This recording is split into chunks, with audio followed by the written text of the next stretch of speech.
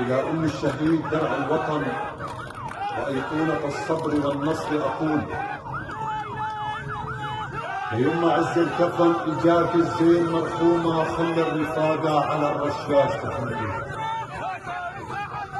يا أم عز الكفن إجاك الزين مرحومة، خلي الرفاقة على الرشاش تحملني. ما عاش شابا قضى دنياه مكلومة، واني اللي ربعي على الطلاب تعرفني ياما لخصمي باستجعاب منغومة.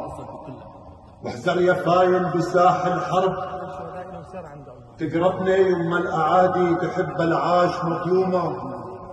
وانت اللي فينا زرعت خصال تنفعني يما شهيدك بدار الخلد معزومة. اطلب رضاكي عساها اليوم تنفعني يما شهيدك بدار الخلد معزومة. اطلب رضاكي عساها اليوم ترفعني، اطلب رضاكي عساها اليوم ترفعني.